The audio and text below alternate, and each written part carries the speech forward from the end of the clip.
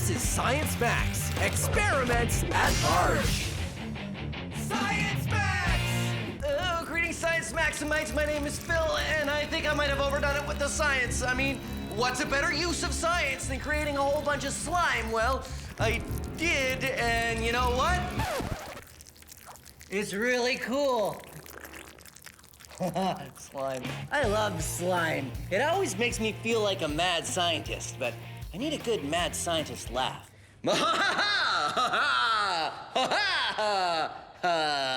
Yeah, it needs work. Anyway, today we're talking about polymers. Polymers like slime. But you see, polymers aren't really a substance. They're more how something is constructed. And there's all kinds of different polymers. There's slime, obviously, and rubber polymers like rubber. And there's also hard polymers like plastic. Now, polymers are all kind of constructed the same way. Like this. This is a chain. Yeah, so imagine this is a chain of molecules, and all the molecules are the same, and they just repeat in a long line. Now, when you get a polymer like slime, all the chains are not connected or very loosely connected, which means that they can flow over each other like a slime or sort of like a liquid, and they behave like that. So that is slime. But when you get to a rubber polymer, you start to get little bonds in between the chains of polymers that work like this. You see, they still move around a little bit, but they can spread apart, and they become flexible and bouncy. Yeah, I know, a chain doesn't really bounce, but rubber polymers do. Huh? Now, when it gets to a solid polymer like plastic, there's a lot more links, and it's all kind of interconnected, and it doesn't move at all. It doesn't move. Okay, again, harder to tell with a chain, but plastic is very hard and rigid.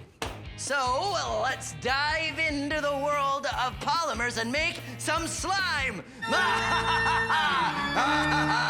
Yeah, too mad, not enough scientist. I'll keep working on it. Anyway, to make slime, take your white glue and pour in an amount. It really kind of depends on how much slime you want to make. Now, you want to add about twice as much water as that.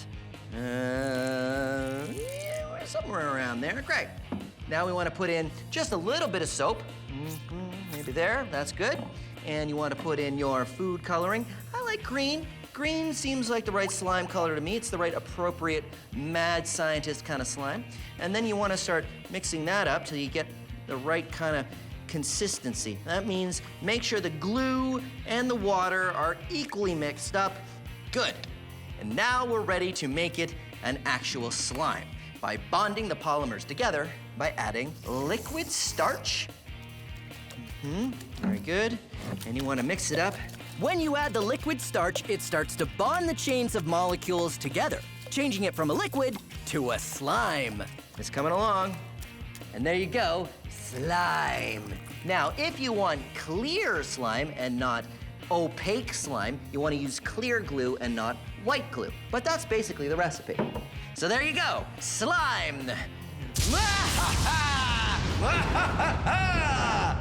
Too supervillain? Yeah, okay, well, anyway, all right. Our air surfing tumble wings worked well, but our mosquito gliders were a bit too maxed out to fly really well. Large airplanes just don't fly very well. Well, homemade ones. But maybe we should try maxing out the tumble wing just to see what happens. So we did. Okay, Lisa, I'm gonna throw it, and then you're gonna push the sign. What? Go! Wait. Oh, did it go? What happened? It didn't work. We tried it, and it turns out, yeah, it doesn't fly. Go, go, go, go, go! Go, go, wait. But I mean, this is Science Max, so of course we had to at least try maxing it out. Phil. I don't know if this is working. It's heavy. It's very heavy. Okay, maybe we should go back to a slightly smaller version. Sounds like a plan. Okay. High five? High five.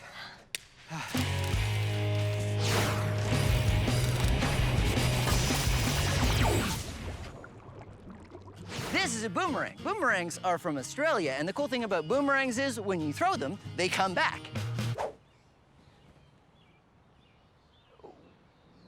With practice. That was close. When you throw them, they come back. And it comes back. Comes back. Come back. Come back.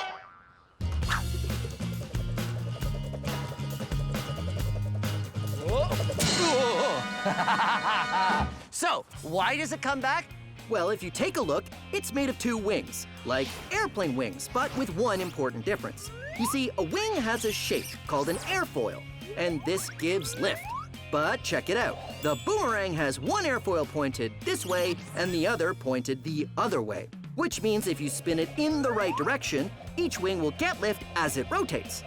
But how does lift make it come back? Well, that's the trick.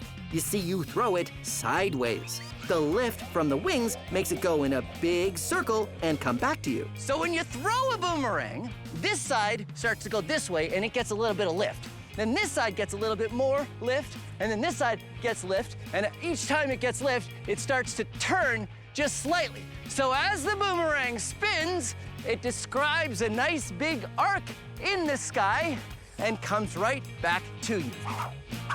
Ha-ha! And that's how a boomerang works. Thanks, Phil. No problem, Phil. Hey, do you want to get lunch? Yeah, lunch sounds good. Okay, come on. Well, the Science Mech headquarters has a nice cafeteria. 100 different kinds of slime. Yes, it's gonna be so much fun, but we're not gonna make 100 today. Yeah, I know. We're just gonna do our top favorites. Yeah, it's gonna be super great. All right, what are we starting with? So our first slime we're starting with today is some really cool molding slime. Now this slime, actually, if you leave it out overnight, it'll harden and you can make an imprint of whatever you like. So here, we made an imprint of our little tool there. So we're gonna look at a little bit more liquidy slime, starting with this one over here, which I believe you already know about. This is cornstarch mud. Exactly. You hold this. Sounds I'm gonna good. hold this and we're gonna try pouring it. Whoa, Whoa. so, see, it's like a liquid, but then if you do it fast, it's like a solid. All right, what's next?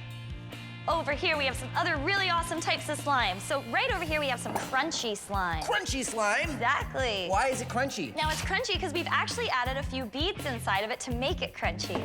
So this is some really cool, awesome slime. Here, you take half. And you can feel the beads as you stretch it out. It's so cool. This one is a little harder to clean. Exactly. I'll just do that. All right, so what's next? So next we have some really cool glow-in-the-dark slime. Glow-in-the-dark slime? Yeah, it's so awesome. Ooh, look at how much it glows. That glows a lot. That's super glowy slime. So to do the different kinds of slime, we need the polymer. Yes. And then the thing that sticks the polymers together. Exactly. So the glue is the polymer. Glue is the polymer. And the starch is the thing that bonds it. Yes. Aha. Very cool. And then you put the thing in that makes it the kind of slime. Yes, right before you add the bonding component, because if we keep adding stuff after it's already made, it unfortunately won't be able to take it. So we add our powder before we add our starch in this situation. Should we go on to the next thing? Yeah, let's move on to More slime! Today, we're going to be building a tumble wing. That's a kind of paper airplane that flies on a cushion of air. This is a big mouth tumble wing. It doesn't look like much because, well, it's not. It's just two strips of paper taped at either end. But what you do is you throw it in the air and you walk along behind it with a hard surface like this, and that little scoop of air keeps it flying. And here's how you can make a tumble wing of your own. But first, a word about paper. Did you know that paper comes in different weights? The kind of paper you get from the printer is actually pretty heavy. The ideal paper to use for tumble wing making is from a phone book. You may not have a phone book at home. They're kind of rare right now, but its paper is very, very thin and the perfect for tumble wing flying. Now, if you don't have a phone book around, you can use newspaper. It works almost as well. What you do is you cut out some strips of paper, and you just need two, and you put them on top of each other, and then you offset them, which means you take the top one and you slide it over till there's about maybe a centimeter, 2 centimeters, something like that.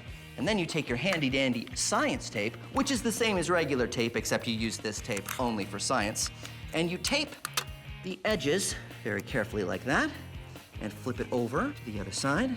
Make a little tape on this side, just like that, and there you go. You have a big mouth tumble wing. Now you also want to tweak it just like you do with a paper airplane. You want to curl the paper a little bit, curl this side a little bit, and let's see how it flies. You'll know you have it right when it doesn't go to the left or right, but just opens up and tumbles straight down. Ah, not too bad. That one curved a little bit, so I'll have to tweak it a little more. Now, the other thing you're gonna need is a nice hard surface. The kind of signs that you get when there's an election are perfect.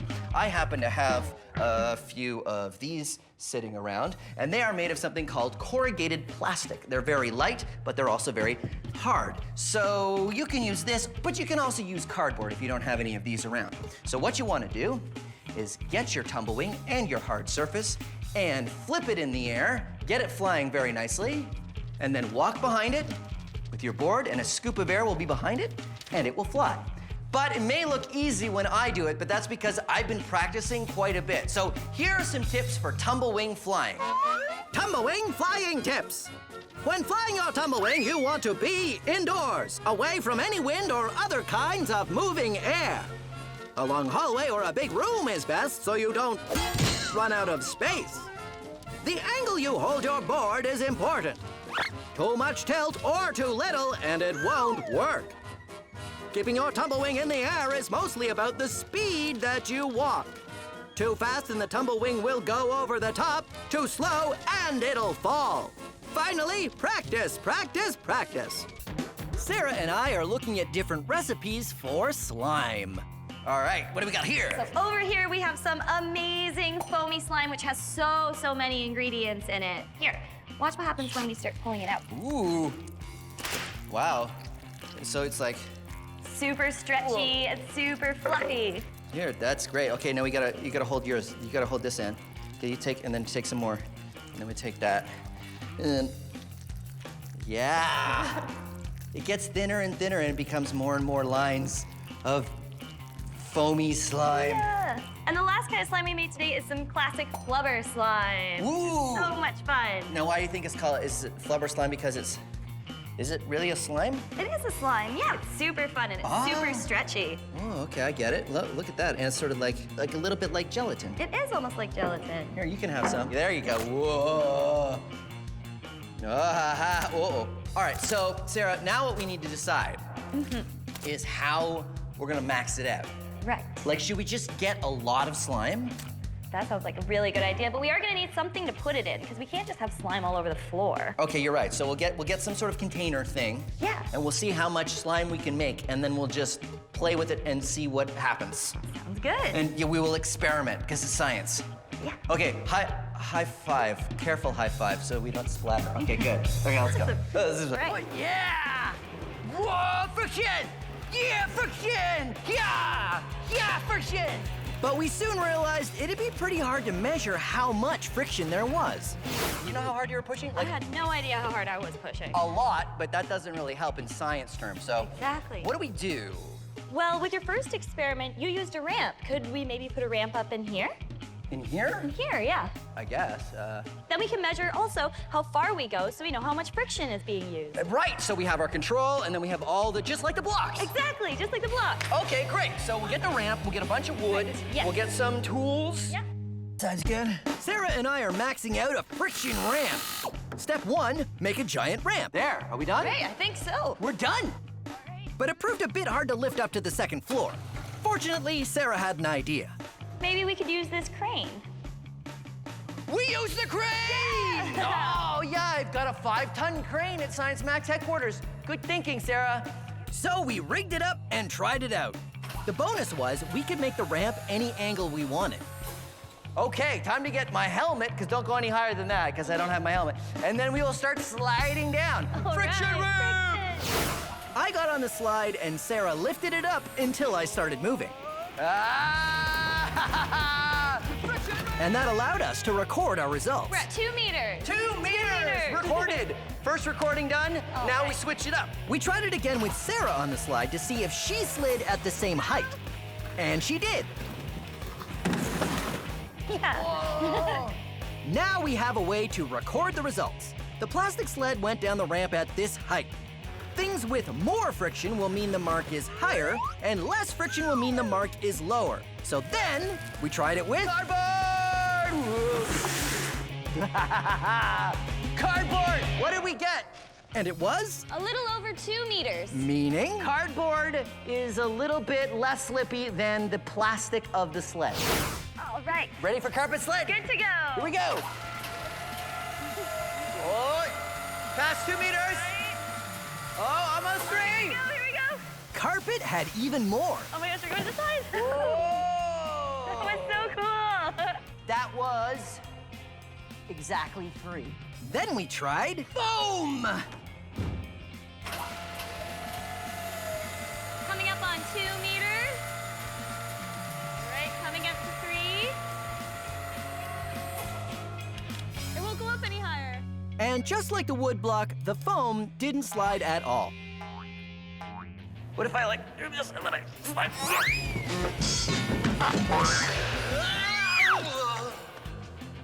Right, so, friction sled on foam, highest friction of all of the materials. Here's another way to defy gravity using friction. Get a plastic water bottle and fill it with rice.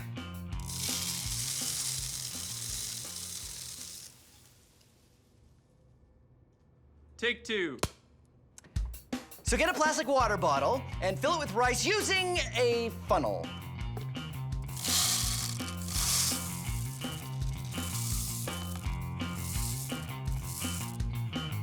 Then take a shish kebab skewer and stick it into the bottle and nothing happens. But if you tap the bottle down, the rice starts to pack in a little bit better. See how the level of rice is lower? Which means you can add more rice. Pack it down even more. And you can even use something the same diameter as the mouth of the bottle, like, say, a highlighter. And make sure all the rice is as packed in as you can get it. There. Now the rice is really packed in there. And when I stick the shish kebab skewer in, the friction between the pieces of rice and this wood is enough to lift the bottle using nothing but friction. Now, let's max it out. I filled this 20-liter water cooler jug full of rice, and it's really heavy. I wanted to see if I could lift it using nothing but friction and this dowel, which is just a round piece of wood. All right, here we go. Ah, science! I'd max it out even more, but I don't think I could lift anymore. It's okay, I could just fit.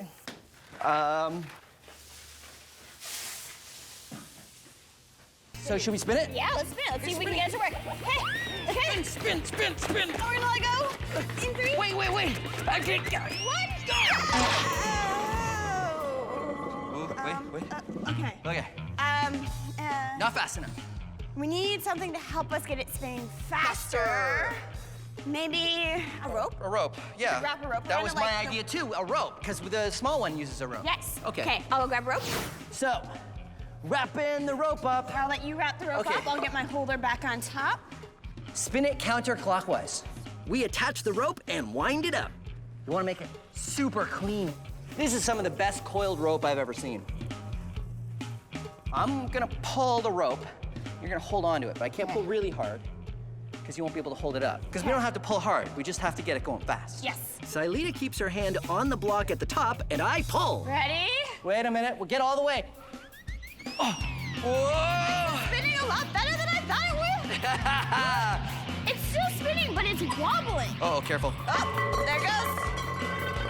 It works, but just barely. It might spin better, it might spin straighter. Yeah. If we had it spinning, something help us spin it faster.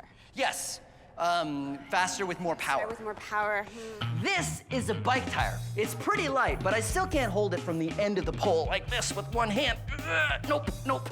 But I can if I get it spinning fast enough. I just use this drill, and then I get... Okay, so this is gonna be awfully hard to do with one person.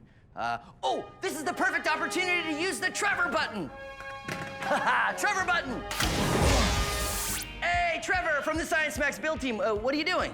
Maxing this out. Oh, right on. Can you give me a hand for a second? Sure. Awesome. Okay, so you take this drill, and we're gonna get this wheel spinning really fast. Okay. I don't know if it's, No, I don't wanna know. I don't know if I remembered to... No, it's fine. Max it out. We gotta max it out.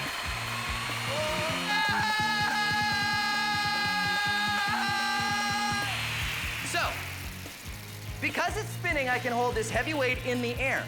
How is this possible? Because the wheel is basically a top. The forces that prevent a top tipping, angular momentum, are still working here. This angular momentum resists a change in direction this way, which is how gravity would want it to tip. Interestingly, these same forces also keep it spinning around me in a circle. So, I can lift a heavy weight in the air just by spinning it. Awesome max out experiment, Trevor. Yeah! What was that? It's my science confetti high five I just made. You know what we should do? What? We should max it out.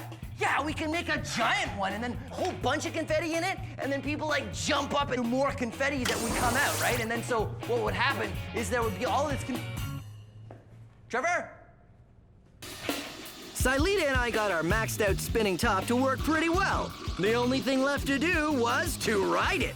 We attached a large disc and a Lazy Susan. That's a platform that spins around on ball bearings. Lazy Susan on top, Lazy Susan. so that you can ride on it. Yes, and then we wanted to add this extra bit. Now, why did we want to add this? We need a little bit more weight on our top. Okay, so who gets to ride it? I feel like you should ride it. I think you might be right. Because I want to use Oh, the drill. the super awesome maxed out drill. Okay, so let's do it. First thing I should say is do not try this at home. We are trained scientists. Silita uses the drill to get it spinning while I hold it steady. Then I hold on to our safety line above and carefully rest my weight on the top. It works, but not for long. We take turns trying it out, but it seems we have another part of science working against us. Good old friction. Friction with the air and with the ground is what eventually slows a spinning top down. But our weight on the ball bearings of the Lazy Susan really increases the friction. More friction means the top slows down a lot faster.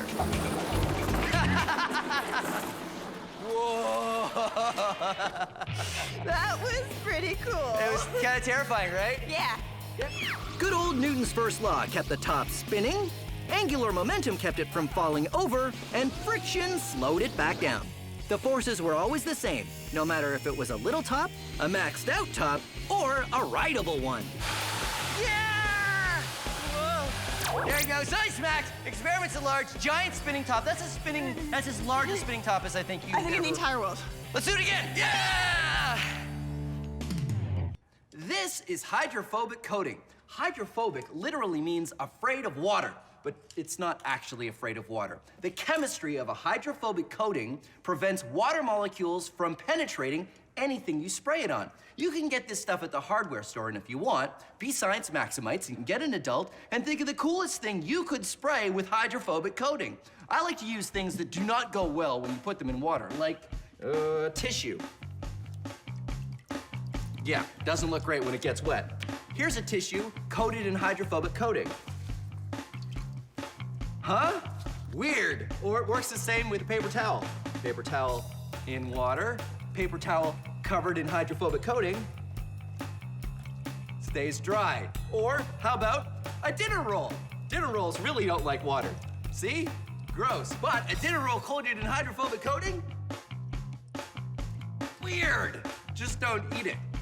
Now, it's time to max it out. I have coated half of my lab coat in hydrophobic coating, and the other half I have not. Hydrophobic coating, regular lab coat.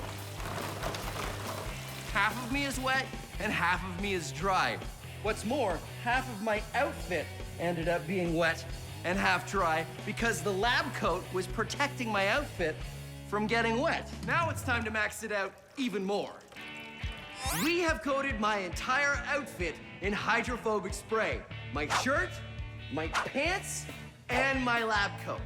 The pants have been taped to rubber boots, so no water's getting in there. And my shirt has been taped to my pants, so no water's getting in there. So here's the question. Can I get into the pool and out of the pool and stay dry? Let's find out. in the pool, out of the pool, and I'm still mostly dry. Now here's what really happened. I got into the pool, and I realized I should have duct taped the pocket, because all the water went in there, down into the rubber boots, started filling up the rubber boots, and now my entire leg is full of water because the hydrophobic coating isn't letting it come out. So the hydrophobic coating isn't keeping the water out, now it's keeping the water in.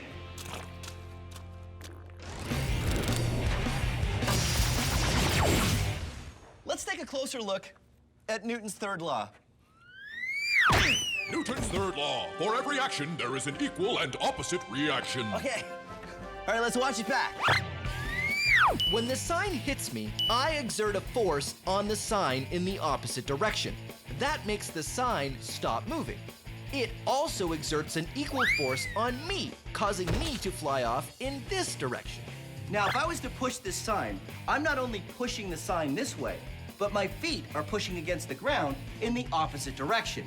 It's, well, it's really easier to see if I'm not standing on the ground. No, hold on. Okay, so, okay. So now that I'm hanging, watch. I push on the sign, but when I exert force on the sign to make it go this way, I go that way. Well, actually, it doesn't work as well because the sign isn't as heavy as I am. So wait, I have this over here. This is a barrel, and it has stuff in it, and it weighs as much as I do. Okay, so watch. If I push on the barrel like that, I go away from it as much as it goes away from me. So, there you have it. Newton's third. No, hold on. Newton's third law. Newton's third law. Okay, go. Newton's third law. For every action, there is an equal and opposite reaction. All right, pliers, battery, copper wire. Now, if you've already done the electromagnet experiment, here's another experiment that uses all the same materials plus these. Ha! Neodymium magnets, some of the strongest magnets you can get. So, here's what you need. A battery, some neodymium magnets the same diameter as your battery, copper wire, and some pliers. So here's what you do. First thing is you put the batteries and the magnets together, like that. Then what you want to do is bend the wire so it's touching the top of the battery and goes around the battery and then touches the magnets at the bottom. Here's what that might look like. I say might because you can do any shape you want. I've made a coil here, and if you put it over the battery, you'll see it only touches the very top of the battery and the magnets at the bottom. And if I let it go, it spins. It's a homopolar motor. What happens is the battery sends an electric current through the copper wire, and that turns it into an electromagnet, which is attracted to the magnets at the bottom, and it spins. So, now, let's max it out. Aha! A D-cell battery, which is larger and, of course, larger neodymium magnets. And you do the same thing. Make a coil that only touches the battery at the top and at the magnet, and ha-ha! It spins! Maxed out homopolar motor. But don't worry, this is not the biggest size we're gonna do. Come on. Maxed out homopolar motor. I have 27 D-cell batteries, a giant copper tube, and a neodymium magnet. So I'm just gonna, and then we get rid of that. Put this down. Okay, so the first thing I do is attach the neodymium magnet to the batteries. And I've got all the batteries taped together here so they'll sort of stand up like this. Huh? Giant stack of D-cell batteries. Okay, now what I do is I take the copper coil. I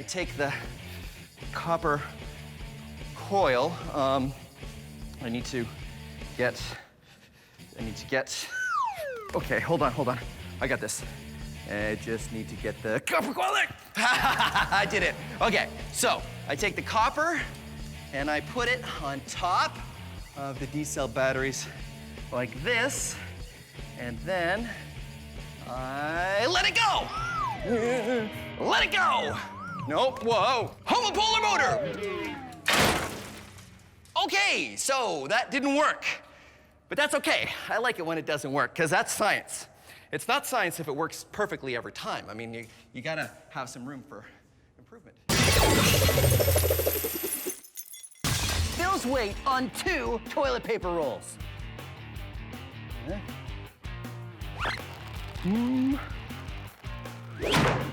Nope. Bill's weight on 4 toilet paper rolls.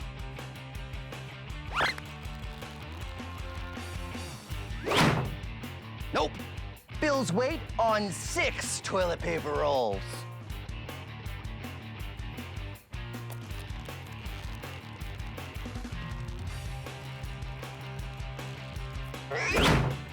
Nope.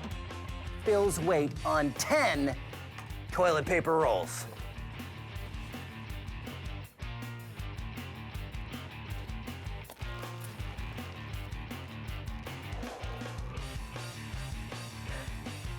Uh-oh.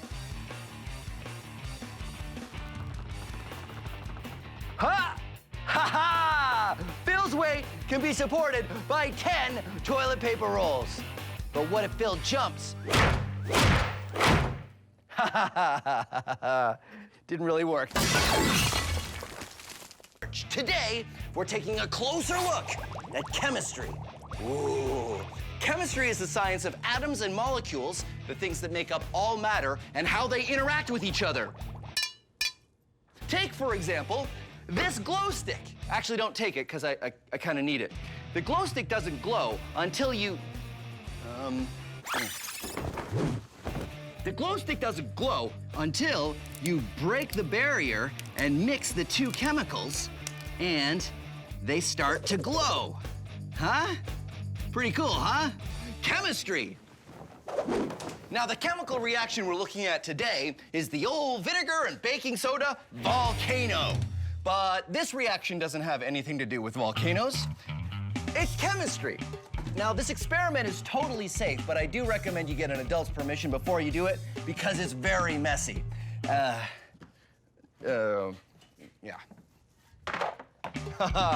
First, you're gonna want baking soda and vinegar. These are your 2 main ingredients, but you'll also want dish soap and red food coloring if you want it to look a little bit more like lava.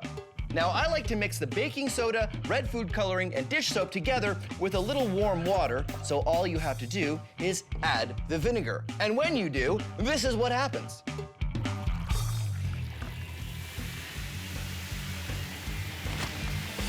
And there you go, chemical reaction. Now, I know what you're thinking. You're thinking, Phil, how much vinegar or baking soda do I use? Well, I'm not gonna tell you. This is where you can be science maximites. Try different amounts. More vinegar, more baking soda, more dish soap.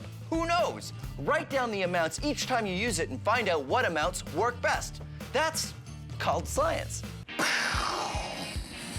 Okay, science maximites, prepare to hurtle through the cosmos. I am Captain Phil, and today we're going to be building rockets on Science Max. Now, we've built rockets before, like this one, powered by air pressure. And this one, Stomp rockets, which were also technically powered by air pressure. Air pressure rocket! But today, Science Maximites, we are going to be building rockets powered by chemistry! Chemical-powered rockets! Away! Okay, I promise it'll be more exciting than that. Because today, Science Maximites, we are going to be looking at chemistry. Chemistry is when 2 molecules combine to make another molecule.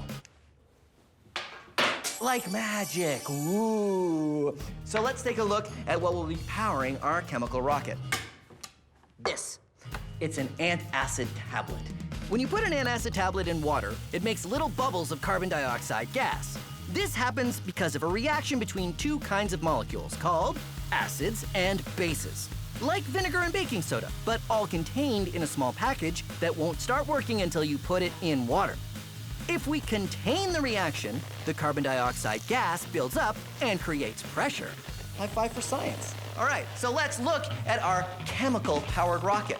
What you need is one of these. This is a This is a film canister. And ask your parents what that actually means because they're not used for holding film anymore. You can get these at craft stores though to hold paint or little things. But really all you need is a plastic container with a good lid that snaps on nice and tight and keeps the air in. And then of course what you need are your antacid tablets and a little bit of water. So pour in some water and then put in your antacid tablet and snap the lid on. Flip it over and wait for the carbon dioxide gas to build up, which will build up pressure, which will launch your rocket. Ha-ha! So there you go, a chemical-powered rocket. Today we're combining two different chemicals to create a reaction. Sometimes chemicals can combine in a way that makes them very different from how they started out. For example, this is sodium, or Na on the periodic table. Now, the sodium tablets are in mineral oil because sodium reacts very strongly with water, even the water in the air, or especially the water in my skin. Watch what happens when I drop a sodium tablet into this beaker of water.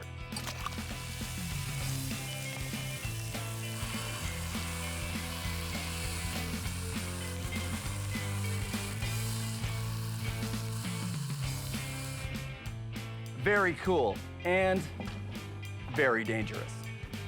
And this is chlorine, or Cl on the periodic table. Chlorine gas is very poisonous. So, So, what happens if we combine these two deadly substances?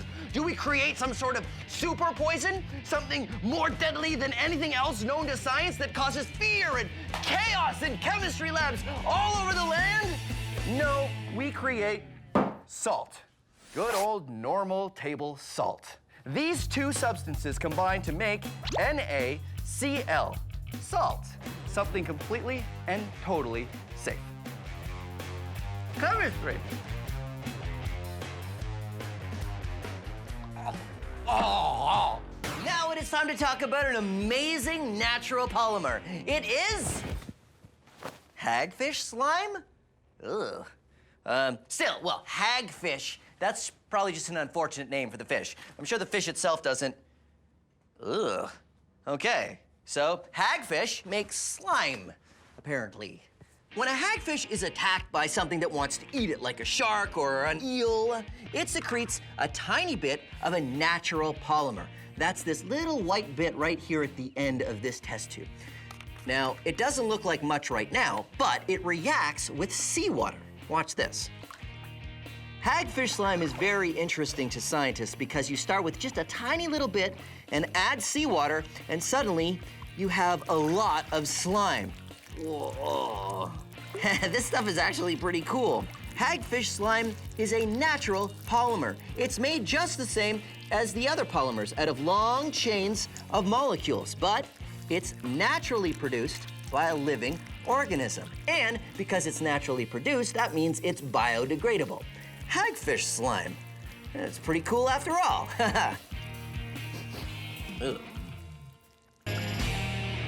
Foam. Foam. Foam. How can they all be foam? Well, foam usually means something to do with bubbles. There's all kinds of solid foams out there, and they can be squishy or not squishy.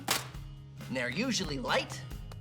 Air is an insulator. That means it does not conduct heat or cold very well. You see, I cannot tell this ice is cold until I get my finger really close to it. Yeah, there it is. There, I feel it. And because foam is full of air bubbles, it makes a great insulator. That's why we make coolers out of foam. So what's the best, most advanced foam out there? It's this. It's called Aerogel, and it's 98.2% air. It is super light because it's mostly air, and it's a great insulator because it's mostly air. It's great to pack things in as well, and NASA uses it on the Mars rover and in spacesuits because it's such a good insulator. Cool.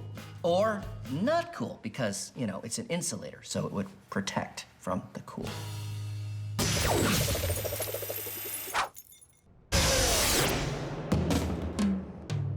And that's the last one.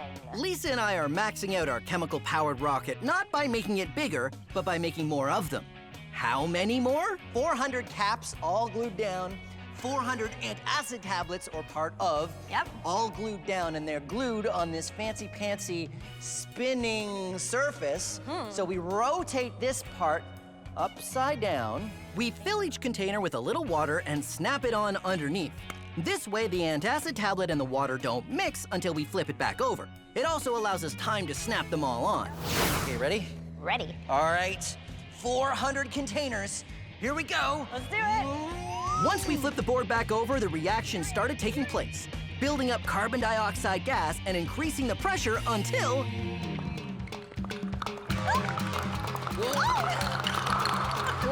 do you think?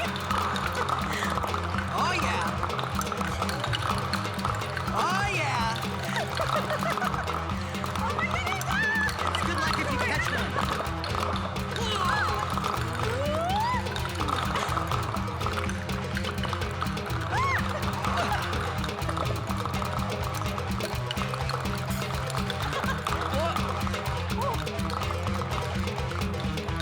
Wow, that one went really high. Oh! Awesome! That totally was great. Wow. Okay, so high fives on that. Yep. That worked spectacularly. That was awesome. So we've done this. Let's go bigger. Let's go bigger. Bigger. Okay. So let's go and we'll clean Definitely. this up All right. afterwards. Yeah, Okay. let's do it. Okay, let it go. Whoa. Whoa. This is a balloon, and this is an orange. When you put them together, a chemical reaction happens. How'd you go in there for a minute, didn't I? No? No? All right. Well, you can actually do a chemical reaction between a balloon and an orange. You see, balloons are made of latex, which is a kind of polymer that's very, very stretchy. And orange peels contain a chemical called limonene. Limonene breaks down latex.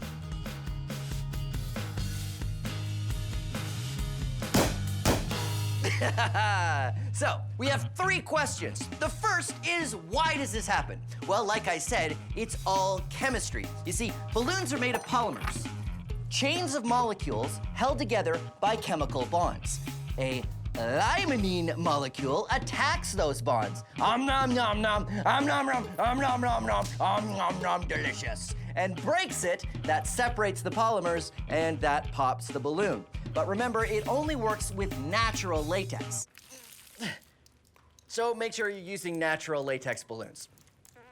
Second question, why do they call it limonene when it's in orange peels? I mean, yes, it's in lime peels and lemon peels, but the chemical itself smells like oranges. They should call it orangenine or citrus fruitinide or... Anyway, third question, should we max it out? Of course we should, come on. 200 balloons versus 2 bottles of limonene. Ready? Go!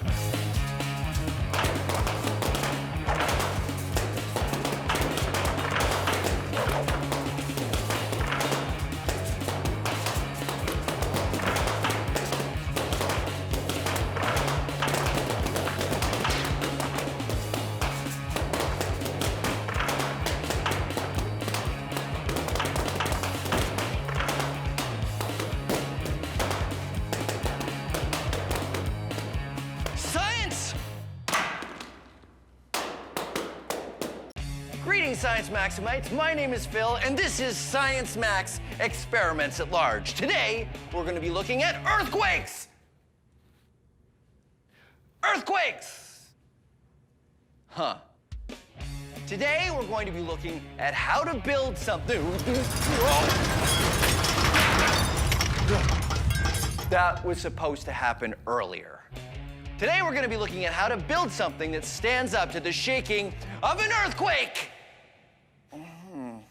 Earthquakes happen when 2 plates on the Earth's surface rub together, and it causes the ground to shake. It causes the ground to shake. Sometimes it shakes a little, sometimes it shakes a lot. Chances are you do not live in a place that has earthquakes. But if you do, ask an adult what to do during an earthquake so you can be safe. Modern buildings that are built in earthquake zones are designed to withstand the shaking. But how do scientists and engineers build a building that stands up to the shaking of an earthquake? Well, that's what we're going to be looking at today. First thing we have to do is simulate an earthquake. We're going to build a shaker table. And here's what you need. 2 books and...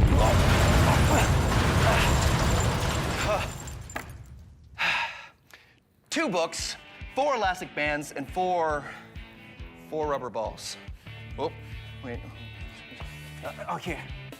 4 rubber balls. All right, so the first thing you do is actually take your 4 elastic bands and wrap them around your books. Put 1 set on one side, 1 set on the other side, till you have that.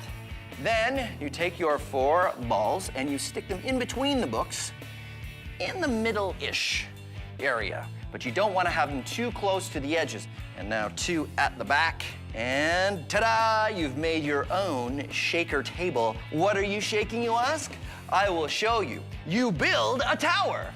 Like this one here that I built out of building blocks. So here's what you do. You'll need your base to be securely attached to the shaker table. I use painter's tape because it'll come off again without harming the books. And what I want to find out is just how much shaking this tower can take before it falls apart. Ready? Oh. And there it goes. And when you've done that, what you do is you be a science maximite and you design another tower. And you tape it down to your shaker table and see if you can make this tower fall down in an earthquake. And if you built it really well, probably won't. But you don't have to just use building blocks. There's all kinds of other materials you can use. Check out this building, which is really tall, and you'll see there's a cup at the top, and that's for a baseball. Put it up at the top, and that means there's a weight up there. And then we shake it, and we see what happens. Oh no! Oh, there it goes. Mousetrap.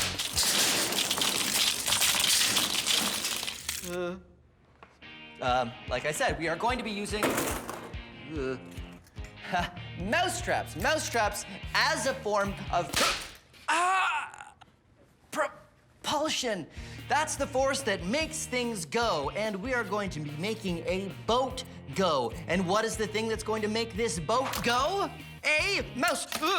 Oh, it's not set. Sorry, I'm really jumpy. Anyway, we're gonna be using a mousetrap. And don't worry, no mice are gonna be harmed in the making of this or any Science Max episode, but mousetraps are really great because they can store energy in the spring. If you see, there's a spring that makes this bar want to snap back, but we can put energy into the spring and store it and then use that energy as it unwinds the spring to propel our boat. But it's a little more complicated than just this, so come on, I'll show you.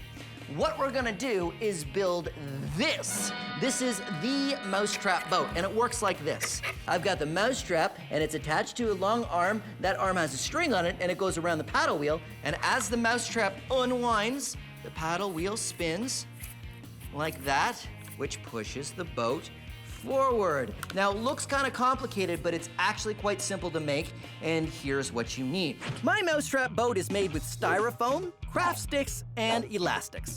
You'll also want a pencil, plastic drink caps, a shish kebab skewer, small zip ties, string, and of course your mousetrap. Now, mousetraps can hurt your fingers, so get an adult to help you when you use it. Start with 2 pieces of styrofoam. I like to cut mine into this shape, but the only really important thing is that they're the same size. Your paddle wheel is made from a circle of styrofoam with it penciled through the middle, and it will go across like this. To make the paddle wheel, I use cut pieces of craft stick, or they can be plastic, and make some cuts and then put them in like this, and that is what will make your paddles on the paddle wheel, because that's the wheel and that's the paddle wheel. That's why they call it that. Stick drink caps to the ends of the pencil after sticking it through the styrofoam. I like to use a few craft sticks and elastics to help give the styrofoam strength.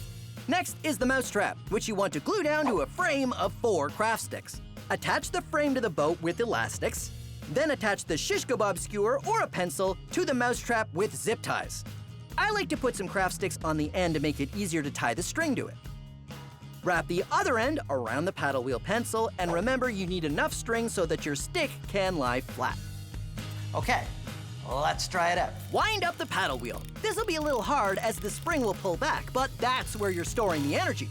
And when it's wound up, put it in the water and Let it go. The paddle wheel turns because the mousetrap is transferring energy that we put in earlier, and it goes all the way. we stored the energy in the tension of the spring. Now that tension is pulling the mousetrap, the stick, and the string, which turns the paddle wheel and makes the boat go. Mousetrap-powered boat! If you want more detailed instructions or other designs, look up Mousetrap Boat. And there you have it, the Mousetrap-powered paddle wheel boat. And this is what we're going to max out today. Come on. This is a chain of beads, and this is glass. Now, if I was to drop the chain of beads, what'll happen? It will fall. Yes, that's right, it'll fall because of gravity. But watch this. This side goes up. Why? Because of gravity. Wait a minute. Why does one side go up because of gravity? Well, it gets a little complicated, but I can explain. But I think I'll have to put the beads back in the glass. Okay, so what's going on? Well, when this part of the chain starts falling out, it gets longer and longer, and it has more mass than this side of the chain. And if it has more mass, then it has more inertia. And when it starts yanking out very hard, this side of the chain gets yanked up out of the glass very quickly. When it gets yanked up hard, it flies into the air. But then, of course, the direction has to change, so it goes around a curve and then goes back down. Because of the speed that it's going, that curve starts lifting up over the top of the glass. And that's how it works. There's a big difference in energy because this chain falls far. I try it from here, and it doesn't work as well. Why? Because the drop from here to here isn't as big. You want lots of force acting on the falling chain, which means the higher you do it from, the better it works. So maybe we should max it out. Yeah. But wait, we should wait for it to stop. And now let's max it out. This is a really long chain, and this is a really long drop. Let's see what happens.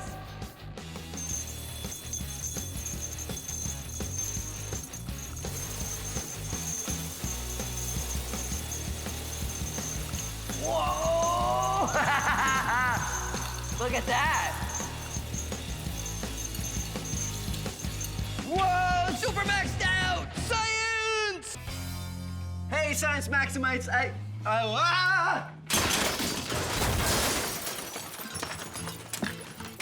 slippery. But that's okay, because today we're talking about friction. Friction is a force that is everywhere and happens when any one thing rubs against any other thing. We do lots of things to increase friction, like wear shoes with big treads on them. And we can do things to reduce friction, like the experiment we're doing today. We're gonna build a hover disc, and it's very easy. You take some cardboard and cut it into a circle, just like this. Then put a hole in the middle of the circle. You might want an adult to help you with that. And then take a plastic drink bottle cap, like this. I like to use the ones that you get on sport bottles because they have a little nozzle that pops open or closed. And then you glue it around the circle, and you get this. Then you need a balloon. So you blow up your balloon. I know you know that step.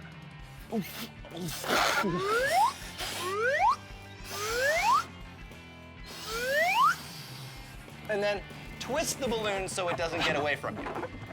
When it's nice and twisted, you can stick it over the drink bottle cap like this, and then untwist it. And this is why I like to use the plastic drink bottle caps that come from sport bottles, because you can open it when you want. And when you do, your disc rides on a cushion of air, reducing the friction with the table, and it's almost like it's sliding on ice. You can also use CDs if you want to do a different design. Just make sure you're using CDs you never want to listen to again. Now, if any of this is too fast, don't worry. You can always go to the Science Max website, where we have all of the instructions. Now we're going to talk about tension. What's tension? One more than nine shin.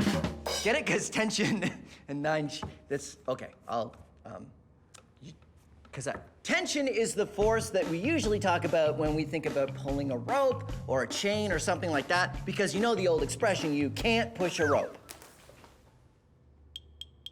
But today we are gonna push a rope. I have a rope right here, and I'm going to push it using another force called flexion.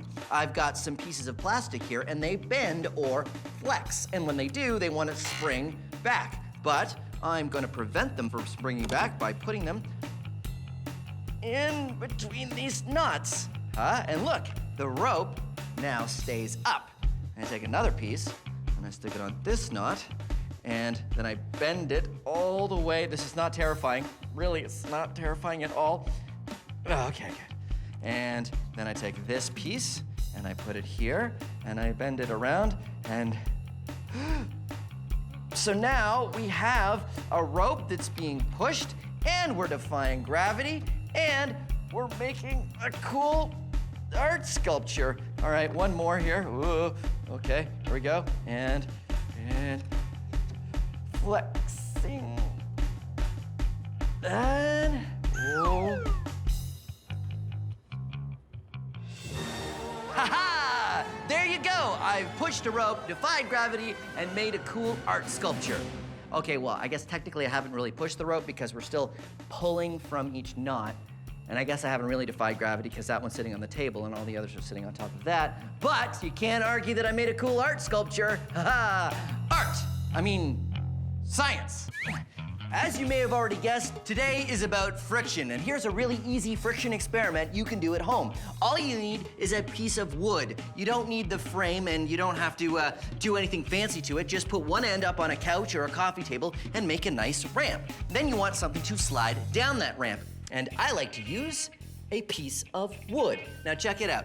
Wood ramp, wood block. The friction is so much that the wood slides to there.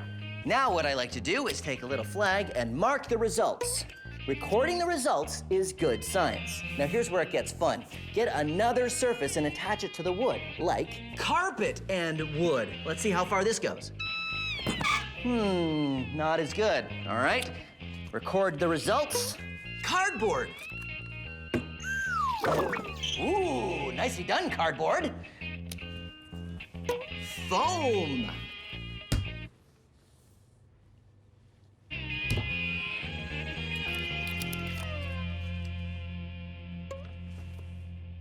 And this wood has been waxed, like on a floor wax, which makes it nice and slippery. Let's see how that does. Ooh. And now the ultimate ice attached to wood. This is actually harder to do than I thought. All right, let's try it out. Ice! The clear winner, not a big surprise right there. And get this, once you've done all of that, you can change the surface of the ramp. You can go to waxed wood, carpet, foam, cardboard. Well, well, yeah, you get the idea. Record all the results, compare them, and there you go. Friction ramp experiment. And that's what we're gonna be maxing out today. So come on, let's go. Greetings, Science Maximites. My name is Phil, and it's moving day today on Science Max Experiments at Large. Let's see, where do I put this? This is probably a good spot. Today, we are moving air. You probably don't think that moving air will have a huge effect, but you'd be surprised what you can do by just moving air. But don't worry, we're not just gonna move the air around in boxes. We are going to build a rocket! And this rocket uses the science of stomping on something with your foot. This is a Stomp rocket, and it works by stomping on this plastic bottle, and air shoots through this tube and pushes the rocket up into the sky. And here is how you can build one of your very own. And remember, if I go too fast, don't worry. All of the steps are on the website, so you can follow along at your own speed. All you need is a 2-liter plastic bottle, 3 kinds of tape: electrical tape, duct tape, and science tape. Science tape is just the same as invisible tape, but I use this kind of tape for science. Then you want some plumber's tubing and some construction paper to make your actual rocket. First, you want to take your plumber's tubing and cut it into 3 lengths. And when I say you, I mean an adult, because you need to use a saw. So you saw it up into a long piece, a short piece, and an elbow piece. We want to make a long tube at the top, and then we also want to make a tube at the bottom so we can attach our 2-liter bottle to. And there we go. Ta-da! ready to go. But of course, it doesn't stay up, so we have to attach it to a base. And it will look like this. And you see, it's been attached with duct tape here, and I've used electrical tape, and I've wrapped that part around there. Now, building the rocket. Wrap the paper around the tube and tape it with your science tape. Tape the top closed so no air escapes. Then cut a semicircle to make the nose cone and 3 hoops for thrusters and tape them to the bottom. There you go. The rocket fits on the tube just like that. And when you stomp on this bottle, it launches. But here's the most important part. The one most important rule of launching rockets. You shoot rockets outside. Come on. Once you get outside to a nice open area and you bring your safety glasses with you, all you need to do to make the Stomp rocket work is, of course, stomp on it. You ready? Here we go. 3, 2, 1. Whoa! Did you see that? That was amazing. Here is something mind-bending you can do with pulleys. These buckets are attached to the table through a pulley. There's nothing holding this table up except for the weight of the buckets pushing down on the table. So if I took the buckets off the table, the weight of the buckets pulls the table up. But because the buckets are on the table, everything is in balance. Mind-bending, right? Okay, wait, it gets better. If I took a weight and I put it on the table, the weight of the buckets isn't enough to keep the table up. So I have to add more weight to the buckets so the buckets pull the table up. Whoa. And there you have it. It's weird, it's mind-bending, it's science. This is ferrofluid. It is ferromagnetic, which means it's attracted to magnets. And I know what you're thinking. You're thinking, it's not that interesting. Well, watch as I put it next to this magnet. Very interesting. And because it's a liquid, it behaves in very interesting ways. Watch this.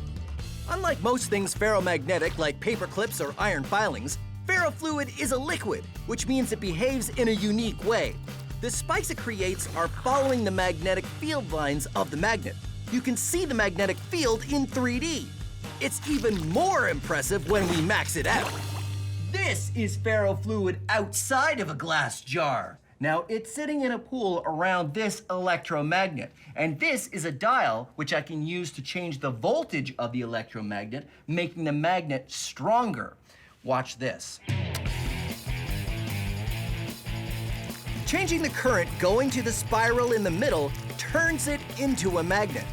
The more current I put in, the stronger that magnet becomes, allowing the ferrofluid to climb the spiral to the top.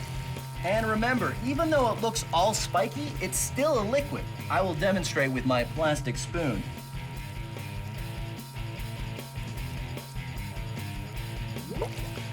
And watch this. When I turn the magnet off,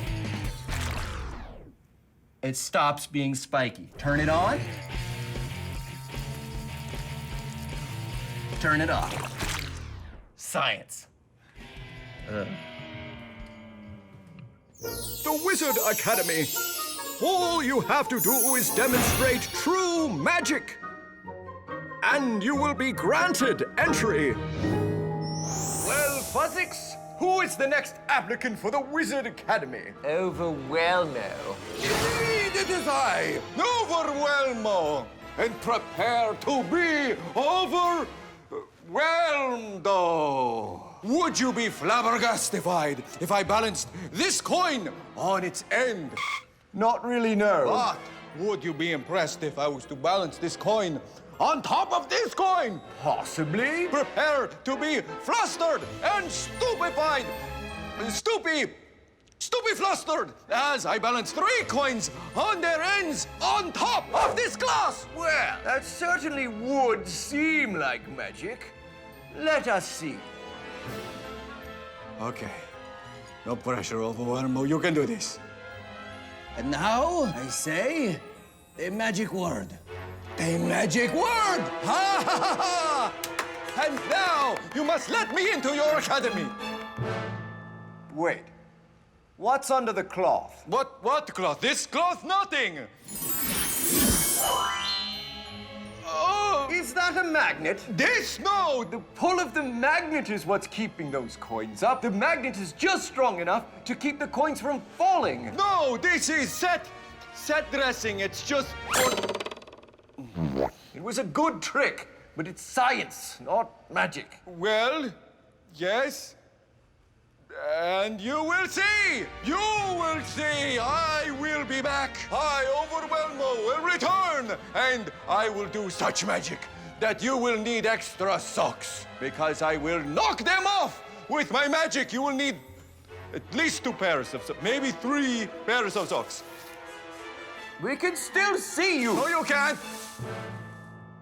This is a string.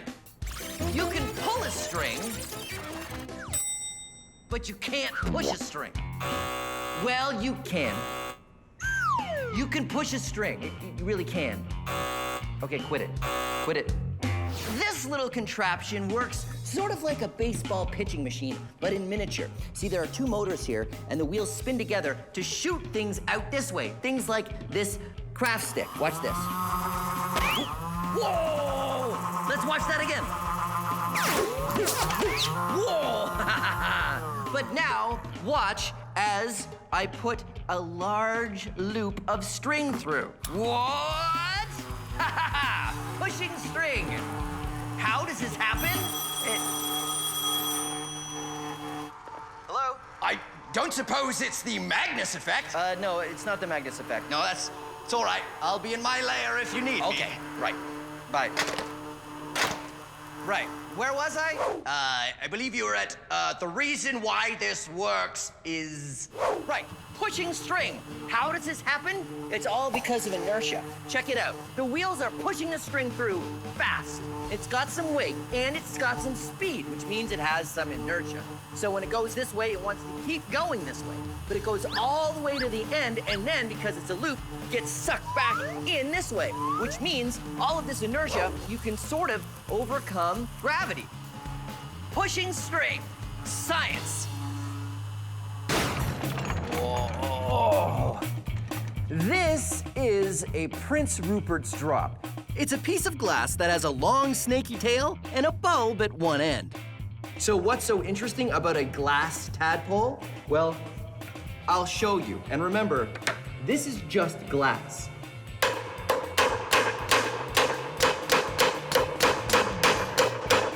Oh, Prince Rupert's drops are very strong, almost as strong as steel. It's all in how they're made. Molten glass is dropped into cold water. What happens is the outer part of the drop cools off first, leaving the inner part still hot. When the inner part eventually cools, it contracts, pulling everything in tighter and tighter, keeping it under a lot of tension. And because it's round, the force you put on it is distributed all the way around, just like the force is distributed on an arched bridge. Until you get to the tail. Just the tiniest break in the tail, and It explodes. All that energy is released in a chain reaction. Why it's so strong you can hammer on one end, but explodes when you break the other, puzzled scientists for centuries. but now we know it's all in how it's made. The Wizard Academy. All you have to do is demonstrate true magic, and you will be granted entry. Send in the next applicant.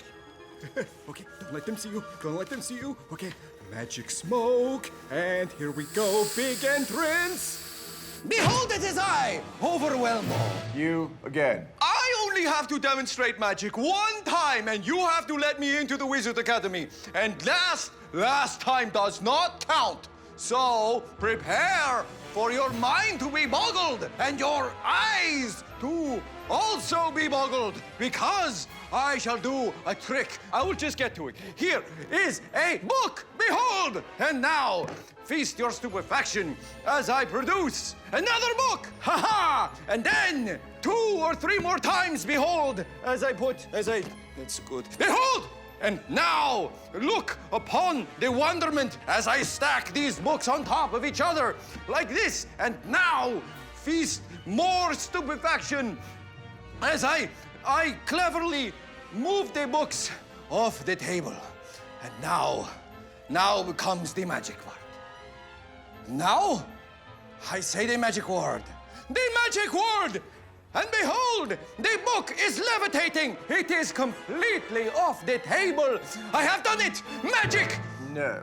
No? Not magic, that's science. But the book is levitating. No. Look, it's not even touching the table. No, it's being supported by the books below because of the center of mass. Preposterous. I'm afraid it's very posterous. Each book is balanced on the one below in a way that the center of mass is behind the edge of the book below. And the entire stack's center of mass is behind the edge of the table. So it may look like magic, but it's science. So, I can't get into the Wizard Academy? No, I'm afraid not. Aye, good. Alakazam! You will rue the day that Overwhelmo did not. I will return, and then you will see. Oh, ow.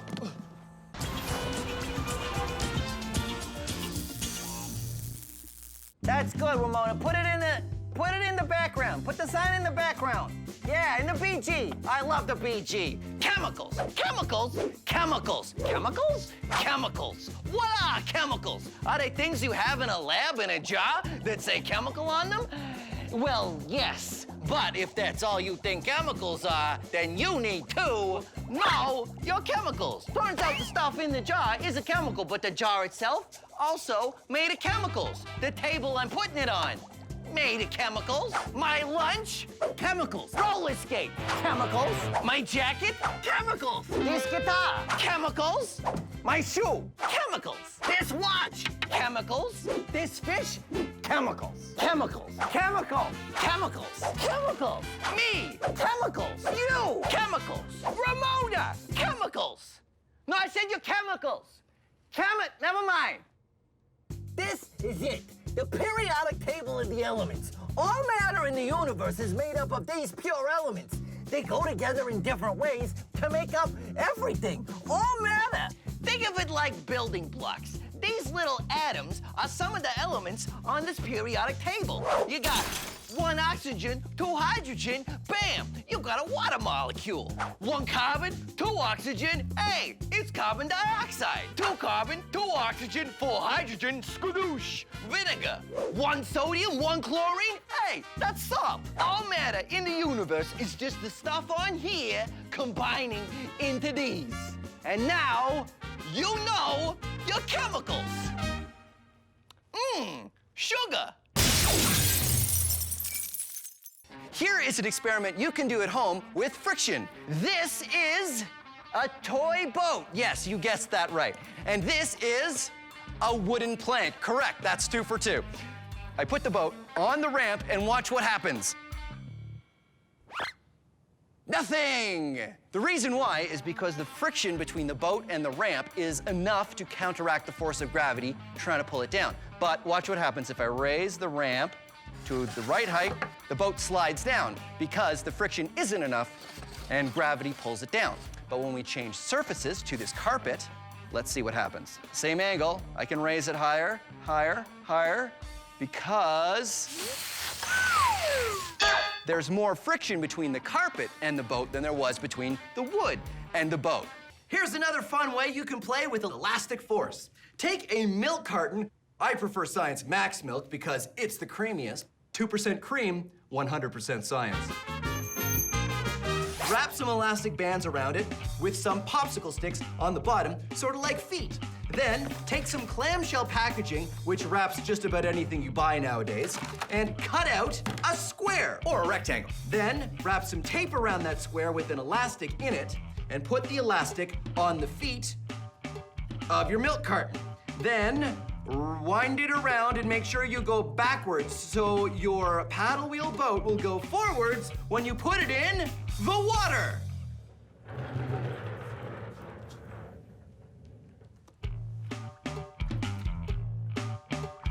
And there you go, a paddle wheel boat. Now it is time to max it out. Ahoy! The SS maxed out elastic force paddle wheel boat mattress. I need a better name. But I've made a giant paddle wheel boat that will work on elastic force because I've got surgical tubing as my elastics, and that's an air mattress. And then I use some lumber to hold it all together. And of course I need a paddle wheel, and what better thing to use in a pool than a flutterboard? Okay, here we go.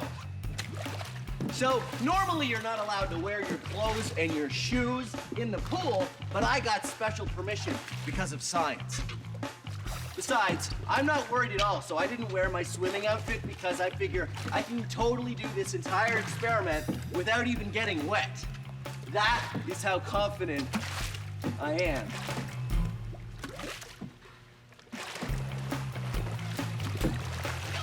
All right, now the tricky part, we'll be getting onto the mattress. Okay, here we go. Ha ha! Whoa. Ha-ha! The SS Science! Hey, SS Science, that's a great name for this.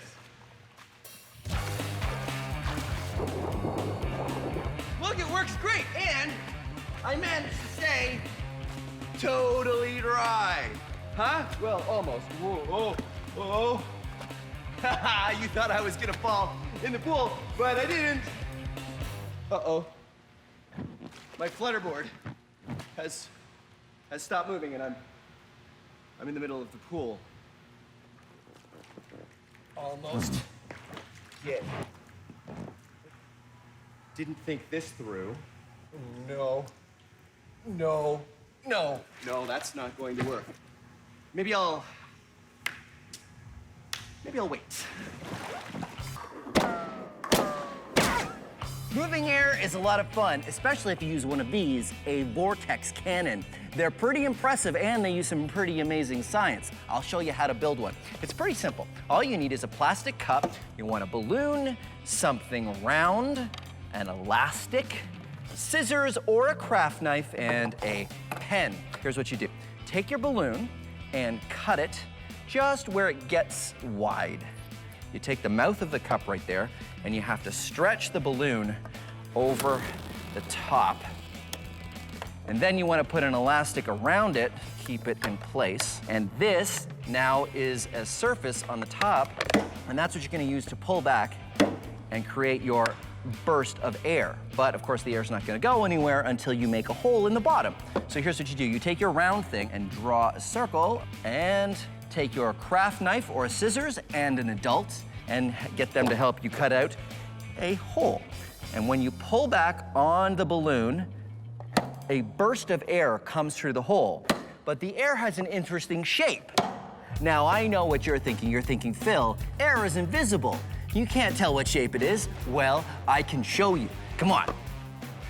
This is my maxed out Vortex cannon. It's made out of a garbage can. I've got a hole in here, and this is a shower curtain with a ball that I can get a grip on and pull. And then it shoots forward like this. Now it makes a big puff of air, but again, the air is invisible, so we don't know what shape it is, but I can help with that because I've got this, a fog machine. I fill the inside of the garbage can so we can see what the air is doing when I fire the Vortex cannon. Okay, come on over here. Ready? Whoa! Okay, ready? Check it out. The Vortex cannon shapes the air into a ring called a vortex. It makes a ring, well, actually sort of a donut. Because of its shape, the air in a vortex can move much farther than air that doesn't have a shape.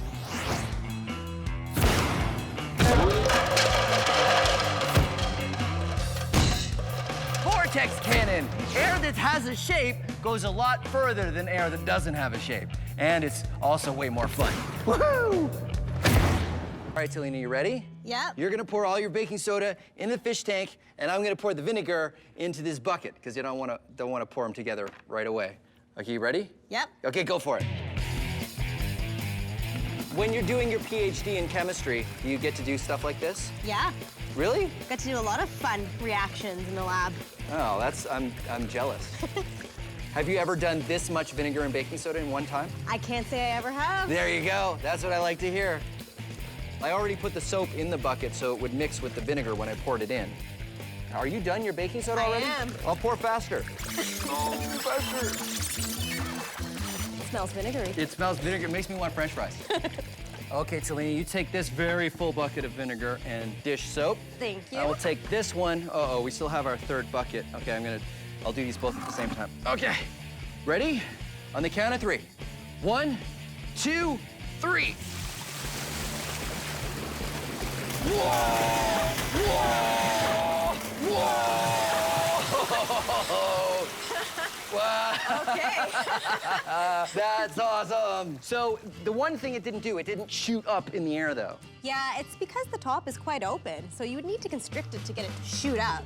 Oh yeah, because we're using just sort of a square, a rectangular prism container. We should get something that's maybe something more like our vinegar bottle, right? Because there's lots of space down here, but then it forces it into a tighter opening at the top there, like a volcano. Yep. And what else can we do to make it even more powerful, to max it out? Vinegar is only 5% acid, the rest is water, so you could try using 100%. So what kind of acid is vinegar? It's acetic acid. So vinegar is actually only 5% acetic acid and 95% water. So you can get 100% acetic acid? Yeah. Can you get 100% acetic acid? Yes. Awesome. Why don't we get a container that's sort of shaped like a funnel, like a volcano, and 100% acetic acid, and we'll do it again. Sounds good. All right, let's do it. Pressure happens when you squeeze something or compress it. Solids do not compress very well. I will demonstrate. Solid? Is it compressing? No, okay. Liquids don't compress very well either. You can demonstrate this for yourself by getting a plastic water bottle and filling it right to the very top with water and putting on the cap and squeezing. You'll find that you can't really squeeze the bottle very much. But if you empty out half of the water, no, don't pour it on the floor, and then put the cap back on the bottle and try to squeeze it, you'll find that you can squeeze it a lot more. That's because gases compress much easier than solids or liquids. Here's what's going on. Say this container is, well, any container. And these magnets are air molecules.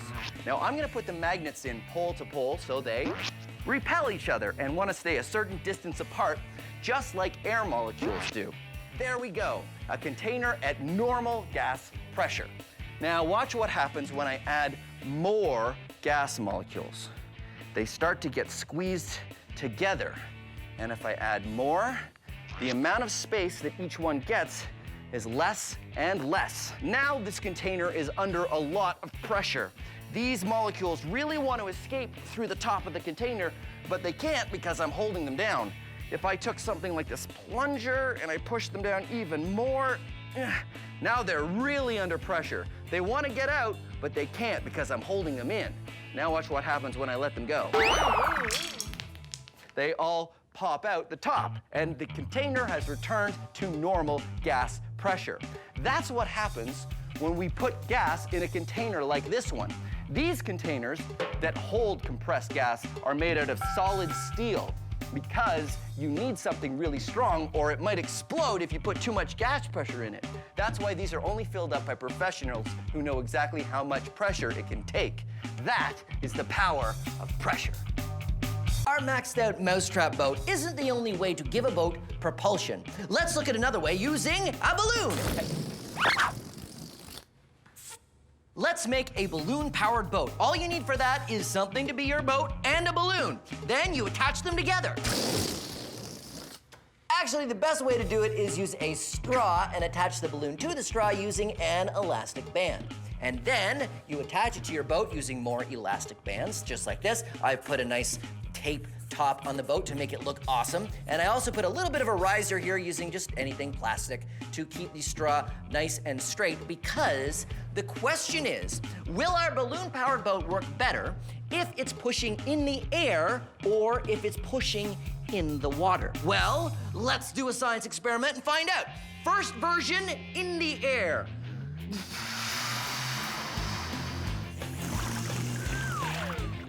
Oh, almost all the way. Now let's try it with the straw like this so it pushes into the water.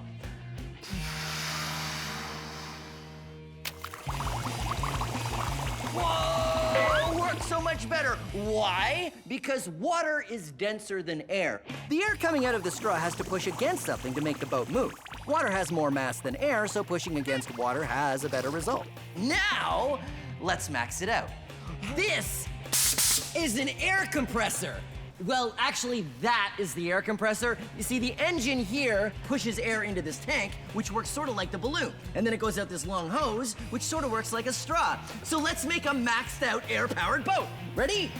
Just like the small boat, pushing against the air doesn't produce much thrust. Huh. Not so great. But now let's put it in the water. Pushing against the water gives me much more thrust because water is more dense than air. Oh. Maxed out air-powered boat! Maxed out air-powered boat! Yeah! Whoa!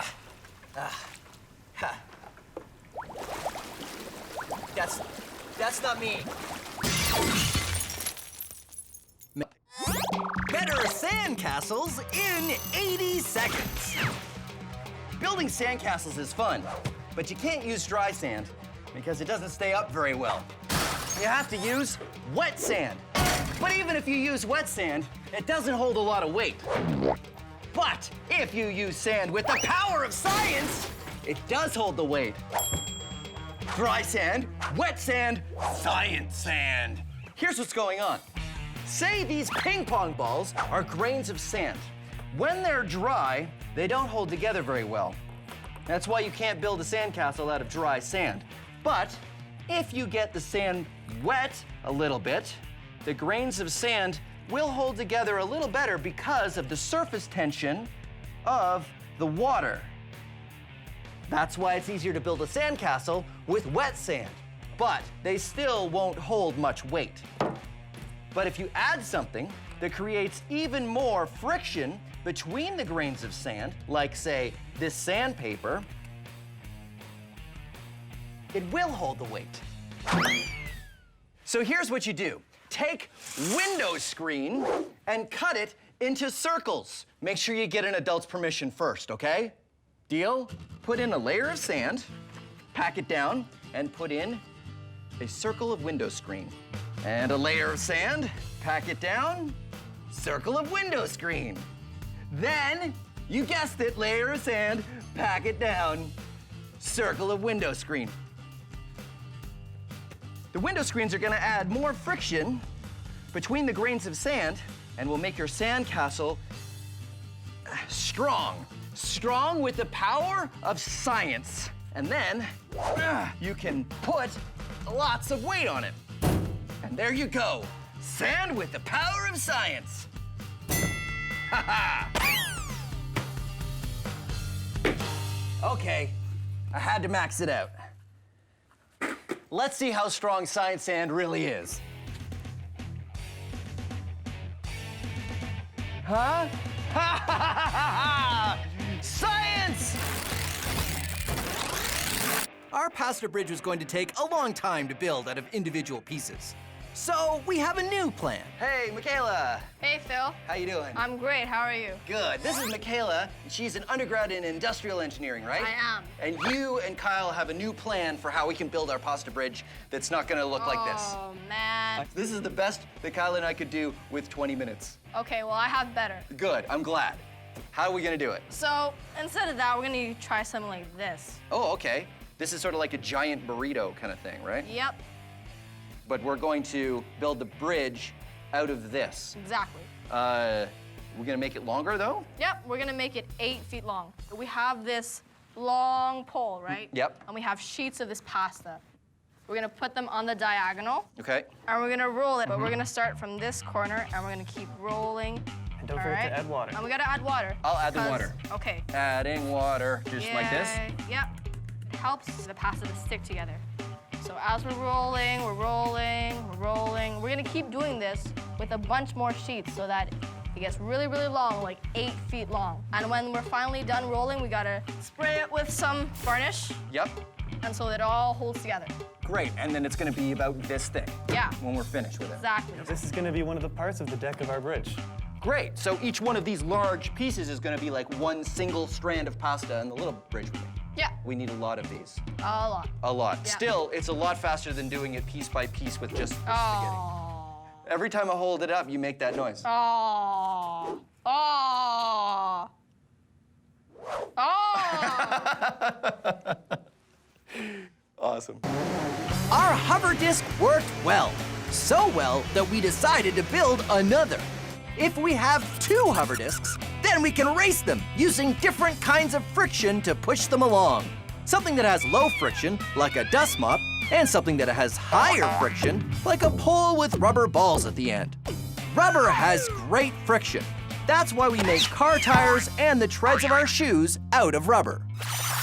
Okay, we have a giant race course that we've set up. We've got 2 low-friction hover discs, and I'm gonna use the low-friction dust mop version to propel my hover disc. And Helena, what do you have? I have the high friction rubber ball stick. Start your engines! On your marks, get set, and go! And we're off. Remember, Helena and I are using very different methods to get our hover discs moving. I'm using a low-friction dust mop, and Helena is using high-friction rubber balls. As you can see, my low-friction dust mop doesn't make enough friction with the ground for me to push myself. Helena, on the other hand, is having no problems. Let's go! Go ahead and beat him! He's way back! Forward! Bit further! He's way back! In for the win! It's the leader! She crosses the line! Yes! And then we have our winner. Yes! Over the finish line. It feels way back over there. Oh, man. I'm still stuck at the second turn. Way to go, Helena. Thank Nice. you. So what was the strategy? How did it work? Well, pretty much while I was using those red balls, I was getting friction, helping me steer. You know what? I think we need a little bit more thrust. That would work even better if we had something pushing us even harder. Definitely. Wait! I have an idea. Wait, hold. I need your help. Come on. This is an egg. Eggs do not like to be dropped. Oh, fortunately, we can use the power of science to design something that'll keep the egg safe as it falls. Behold, my egg drop contraptions. The thing I really like about this experiment is there's no wrong way to do this. You can come up with any design you want and see if it works. This one here is a bunch of helium balloons. This structure is just to keep the helium balloons on so the egg can touch down very gently. Here it goes. Whoa.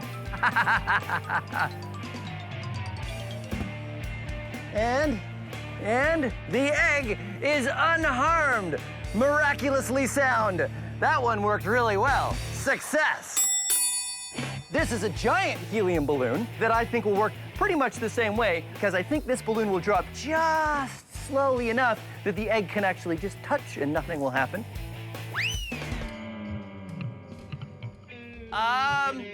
So that didn't work.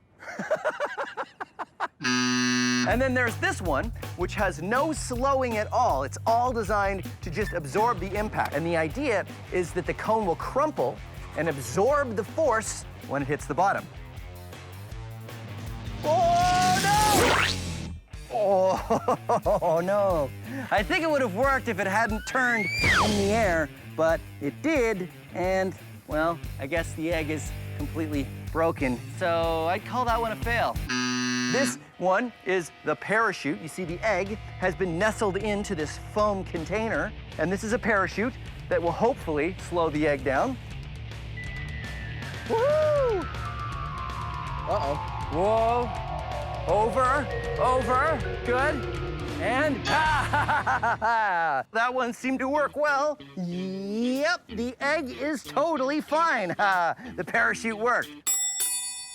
All right, egg drop experiment, totally fun experiment to do, but the question is, how do we max it out? And the answer is pumpkin drop.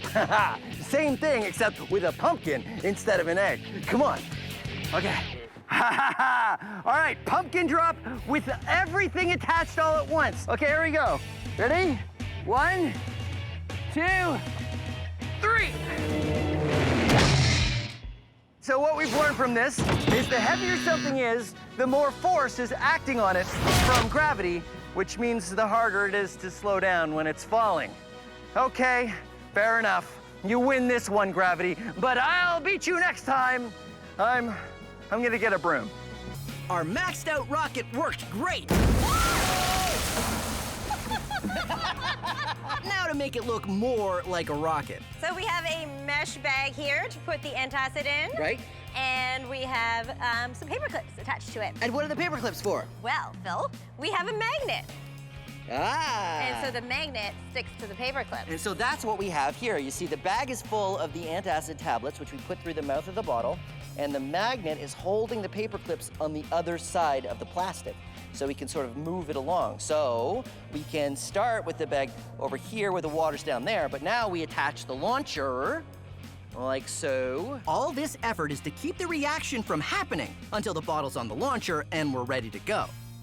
And then, as we pull the bottle over, we bring the bag up this side, and there, the water and the antacid have never touched. No reaction. All you need to do now is we pull this magnet away, and the bag will fall into the water, and then we will have the launcher down here, and we pull the release, and the rocket will go. We add some weight to the launcher to help keep it in place. Okay, right, wait, glasses. Safety first. Okay, ready? And then we pull the string with the magnet. That drops the bag of antacid tablets in the water and starts the chemical reaction. Because we have a latch holding the bottle down, we can wait until the chemical reaction happens fully. And there's a lot of gas pressure in the rocket before... 3, 2, 1, launch! Woo!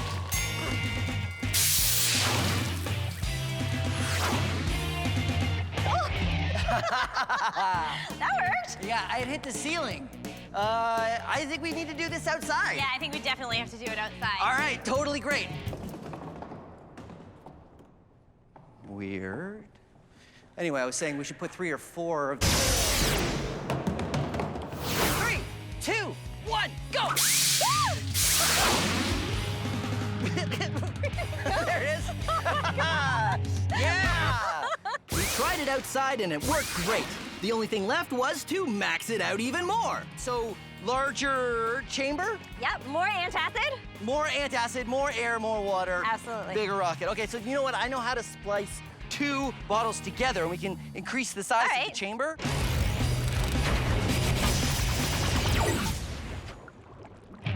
This is sodium acetate. How do you get sodium acetate? Well, when you do a vinegar and baking soda reaction, what you have left, once the reaction is finished, is sodium acetate. It's a crystal, and you can do something fun with it that may seem familiar.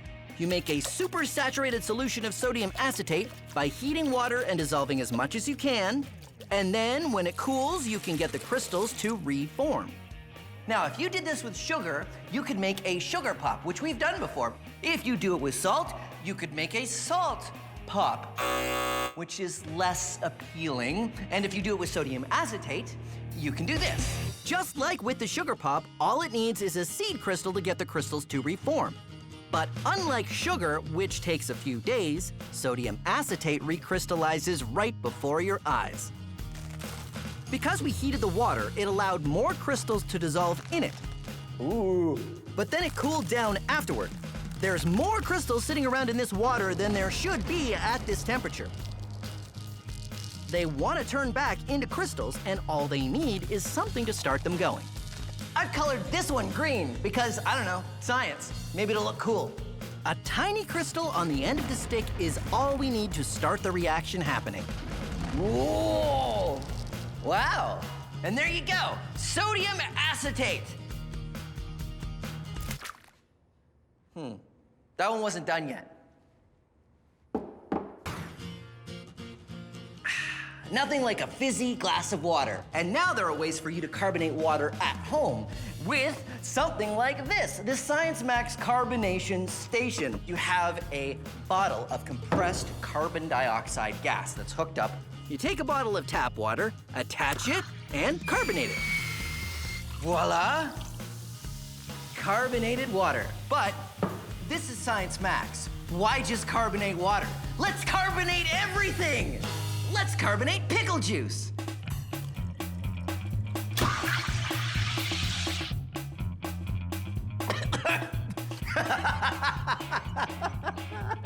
It's actually amazing. Milk! It's like milk meets water, kind of very odd. Chocolate milk? Oh no, that's way better. Carbonated mustard. Carbonated tomato juice, carbonated hot sauce. No, wait, carbonated... That was the hot sauce.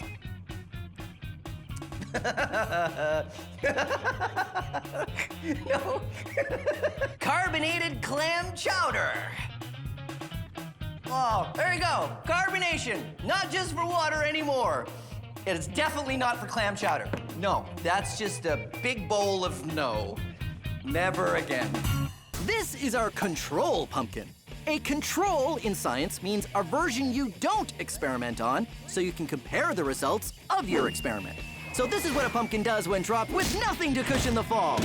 Jenna and I really have our work cut out for us because a pumpkin has a lot more mass than an egg, which means it's going to be much harder to stop once it's moving.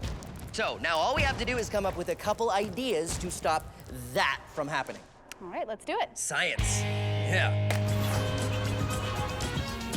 You want the best material around? Well, you come to the right place. I've got them all. I got you flubberoid, magnoplex, flexoweed, pastotherm, blooperfoam. You need hydrogelatinous substrate? I got it. But you know, all those fancy materials are nothing compared to the good old-fashioned spider web. Huh? Hey, where's Gary? Ramona, Gary got away again. You know, people ask me, Sal, is it true spider webs are stronger than steel? And I tell them, it depends. When you look at a rope or a thread or a fiber, you talk about its tensile strength or its ability to withstand force before breaking. But you're comparing different things, so you have to compare them by thickness. So if you're comparing a steel cable to a spider web of the same thickness, then yes, steel is stronger. But spider web is 6 times lighter than steel. So if you are measuring strength to weight, spider web wins every time. Gary! So why don't we build more things with spider web? Well, for one thing, it's sticky and difficult to work with. Almost finished knitting the spider web sweater. It's only gonna take me about 80 more hours. And it's not easy to train spiders. Okay, Steven, one long, non-sticky thread and you get a cookie, okay? And, hey, where's Marco? And Petunia. Huh? But no need to train spiders now because modern science has surpassed the spider web. Enter carbon nanotubes. Huh? This thread doesn't look like much, but it is made of tiny little tubes made of carbon atoms. Think of them like a straw, but a really long straw. Carbon nanotubes are incredibly light and strong. Remember when we compared strength to weight?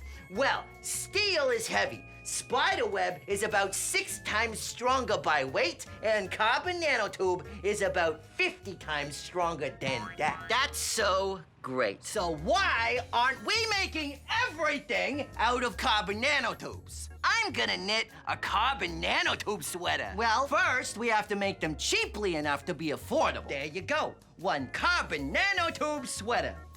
$480,000. But material scientists all over the world are hard at work trying to find ways to make carbon nanotubes faster and cheaper. And soon, they'll be everywhere. And then spiders can go back to spinning their webs in peace. There you are, Gary. Where's everybody else? With Petunia and Marco and... What do you mean they're in my jacket?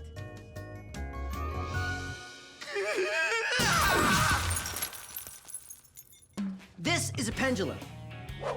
It's a weight that swings. It swings back and forth. Pendulums are pretty simple. It swings back and forth. Predicting the path of a pendulum, pretty simple. It's gonna swing back and forth. But wait, as I make it so much more complex by adding a pendulum.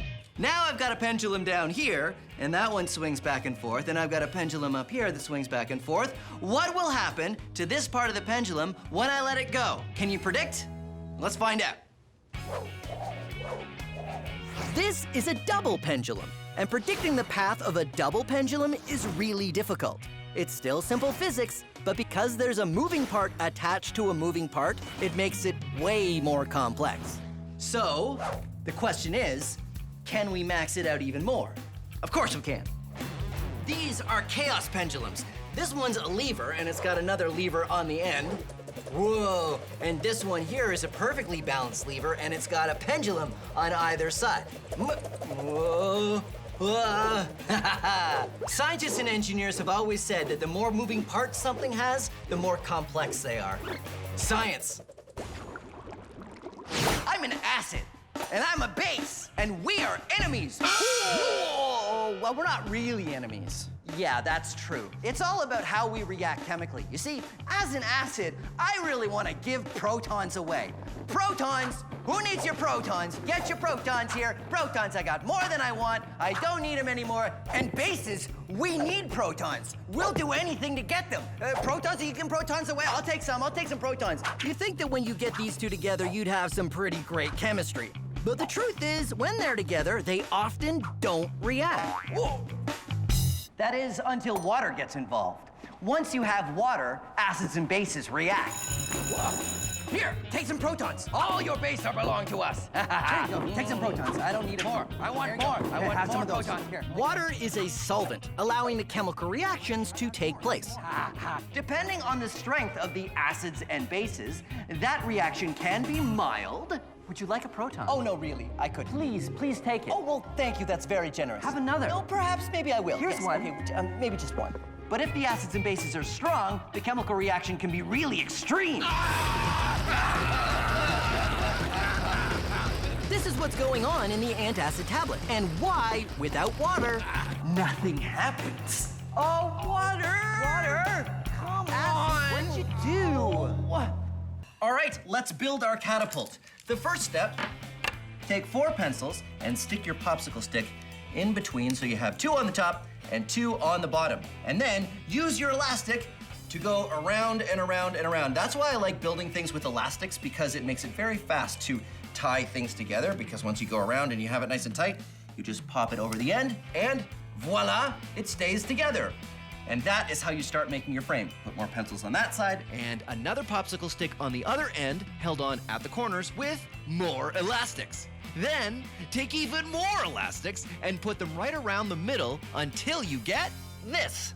I've added a few more elastics around the middle here, and that is where we're gonna get all of our elastic force. I think I have 6. The more you use, the better it's going to work. Take your popsicle stick, stick it in between the elastics, and then start spinning it around. Here's the reason I use pencils and popsicle sticks, is because the pencils are a little bit longer, which allows you to twist the popsicle stick around in the middle and build up the elastic force. Now, because I'm twisting, the elastic force we're using here is called torsion, or twisting force. When you feel you have enough torsion, pull your popsicle stick down a little bit so it won't unwind on you, and you'll see that you have all kinds of elastic energy. Then, take your spoon and stick it on the popsicle stick, and you can also break off the popsicle stick if you want to make sure it's the right length. And it works like that. To make the frame, you just need more pencils and elastics. The trick is to make a triangle with 2 pencils attached to your frame. They should stick up right where your catapult arm would be fully upright. Then, take a final pencil and put it across the top. Don't forget to pull the arm back before you put the pencil across, otherwise it'll end up on the wrong side. Now, this is very complicated, and I went pretty fast, so if you want the step-by-step instructions on exactly how to build this, go to our website. And there you go, a catapult of your very own that you can use to knock down very small castle walls. I've also built a larger catapult using all of the same principles. Pretty good, huh? It's got a longer arm, which means I can throw marshmallows even further. Whoa. Or I can throw larger marshmallows, or I can throw very large marshmallows. Now, I know what you're thinking. You're thinking, Phil, is that the largest catapult you're gonna make? Well, of course not. This is Science Max, experiments at large. This is water. Things float on water, like pool noodles and wood and toy boats. And now we're gonna do an experiment with how paint floats on water. How's this supposed to work again? Oh! I'm supposed to take the paint out of the can first. This is a fun experiment you can do at home. All you need is a container, some water, and paint. But not just any paint, special paint you use for hydro dipping. That's hydro, meaning water, and dipping, meaning dipping. Carefully pour the paint on the water and add a few different colors. Then take a stick to swirl it up into a pattern. Then you get something you want to paint, and you carefully put it in like so. But don't pull it out as soon as you get it in. You have to spread the paint away because it'll stick when you bring it back out. And then when you pull it out, whoa! Hydro dip. Let that dry, and then you have a very cool painted toy. Let's do some other stuff. This is a bike helmet. If you put tape on what you're painting, you can remove it later to make parts that aren't painted. Skateboard. Whoa!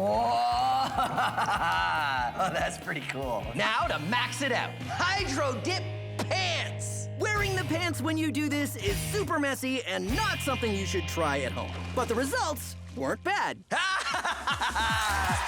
pants! Science pants! Science pants.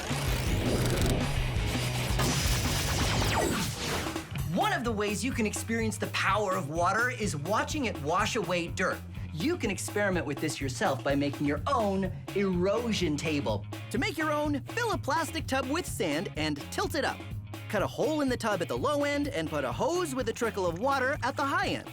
Then to complete your model, fill it with A little happy town. This small model shows how rivers cut their course to the ocean by following the lowest point. Try to design your town and the layout of the ground so the river goes around the buildings. I'll see you later.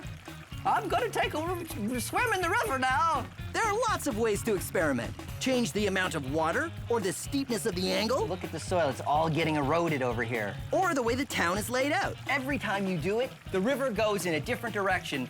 And have fun. Oh, phew, I'm tired. I'm just gonna lie down. And that is the power of water. This is a basketball. It bounces. This is a golf ball. It bounces. But it never bounces as high as where I dropped it from. But watch as I put the golf ball on top of the basketball. Whoa! Why does the golf ball bounce higher than where I dropped it from? How is this possible? I only bounced the golf ball from 1 meter high. So what's going on?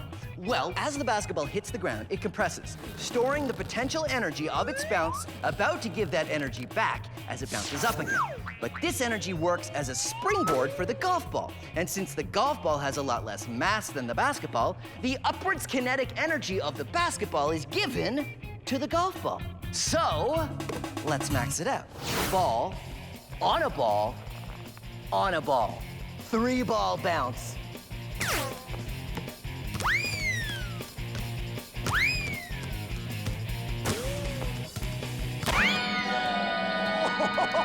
Did you see that? Ball, on a ball, on a ball, on a ball. Quadruple ball bounce. Oh, oh. Oh. No, wait. Turns out getting 4 balls to drop straight down on top of each other is pretty difficult. So, we know the mass of the ball is important. Why don't we max it out in a different way? This is a Swiss ball for exercising. It has a lot more mass than a golf ball. So, let's try it out.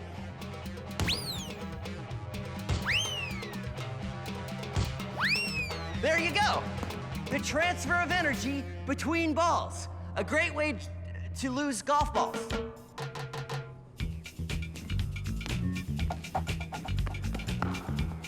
Greetings, Science Maximites. Today we're using fizzy drinks in our experiments. And a fizzy drink is just water with bubbles of carbon dioxide gas dissolved in it. So I thought since we exhale carbon dioxide, I could make a fizzy drink by just blowing bubbles in this water. Doesn't seem to be working though, does it? I don't see any bubbles, do you? No.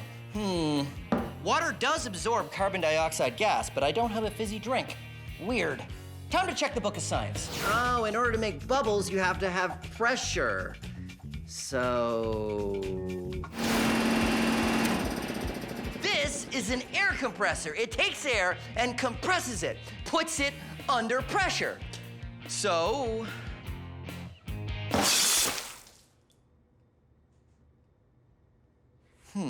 The container needs to be pressurized. Okay. When you get a container of a fizzy drink, the carbon dioxide gas is put in there under pressure, and it stays in there under pressure until you release it. That's the sound of the pressure being released. And when it is released, the carbon dioxide gas starts to expand. And when it expands, it creates bubbles. And that's what makes your fizzy drink.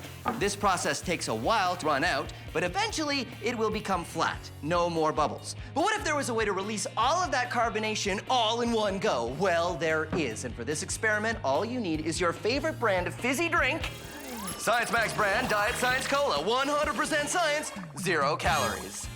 And your favorite candy, like these Science Experiments. All the minty flavor that comes from pure science. So, all you need to do is open this up, take one of these, and put it in here with an adult's permission, because it can get kind of messy. Whoa! What's going on here is all of the carbonation that was in the bottle is now being released much more rapidly than it would have been before. Now, why does this happen? Well, if you look at a carbonated beverage, you'll see that the bubbles don't come from everywhere. They come from the inside of the glass, or in this case, a lot are coming from the straw. And that's because the carbon dioxide bubbles like to find a little imperfection, something to hold on to in order to expand and bubble out. And a candy, such as this, has a ton of little tiny microscopic imperfections. So when you drop it in, there's a lot more places for the bubbles to attach, and that makes the carbonation happen a lot quicker. But remember, this is not a chemical reaction. It all has to do with carbonation. So that's what we're gonna be looking at today. Air pressure, more pressure, less pressure, and of course, we're gonna be maxing out this experiment. A delicious plate of cheese and crackers, my favorite snack. But these crackers are pretty salty, so I should probably pour myself a glass of water first, huh? No, my cheese and crackers! Why does this happen? Why does the water stick to the glass? Well, because it's science. And the reason why it happens gets a little complicated, but it boils down to this one simple thing. Water likes to stick to things. Huh? Did you see? Did you see how it stuck? No, of course you didn't. You know why? Because it only sticks on a small scale. See those drops of water? That's water sticking to the surface. But it only works when the surface tension of the water is less than the force of gravity, which is why water drops fall when they get bigger. So it sticks to things. That still doesn't explain why you can pour water out of some containers without any drips, and other containers make it nearly impossible. It's all about the angle. Water will flow very easily when there isn't a large change in direction, like around the curved top of this glass. But when there's a big change in direction, like at the mouth of this teapot, the water can't make that turn as easily. This is also why pouring from a full glass is much messier than one that's less full. Pouring out of a full glass, the water only needs to change direction this much to flow down the side. But from a half-full glass, the water would need to change direction this much. So all this happens because water likes to stick to things. So let's do an experiment and coat this glass with hydrophobic spray. Now, hydrophobic coatings repel water. So if it's repelling the water from the outside of the glass, will we still have the same problem? Well, let's find out. Hydrophobic coated glass, non-hydrophobic coated glass, or just regular glass. Water likes to stick to surfaces, but it can't stick to one coated in hydrophobic coating. That's impressive. Should we try something else? Well, that's one way to solve the dribbling glass problem. Except you can't coat your glasses at home with hydrophobic coating because it's not good to eat. The secret is using a container that has a very sharp angle between where you're pouring the water and the underside of the glass, like this jug. And there you go. Now I can enjoy a nice glass of water with my cheese and crackers. Oh, right, wait, hold on, I will remake the crackers into, see, look, see, it's fine. It's fine, I'm not really gonna eat that, I'm just kidding. Chris and I are maxing out our hydraulic crusher. Yes, before we get to that, I have a little game I want to play. Okay, great. Great. You can pick either the small one The big or one! Okay. So what's the game? Simple thumb war. I'm gonna press down this side, you press down that side, we'll see who wins. Okay, ready? Yeah. 1, 2, 3, go! Oh, wow, that was really tough. Why was that so hard? Well, Phil, I'm just really strong. Wait a minute. My turn. Okay, 1, 2, 3, go! Yeah! See, pushing down on this one is way easier. You wouldn't think that the small syringe would be easier. Why is that? The reason for it is that you have to push this one down a lot farther than you have to push this one down. Let's see. See how far this one goes, and this one's barely This one moving? travels much more. This is how we can exchange a little bit of force over a long distance. That's right. To a little bit of distance at a lot of force. That's exactly right. Just like the lever, it's a mechanical advantage. But in this case, it's hydraulic advantage. That's right. Chris and I push down on small syringes, which gives us more force on our larger syringes. Our crusher was ready to go. Ooh, how about an orange? 1, 2, 3.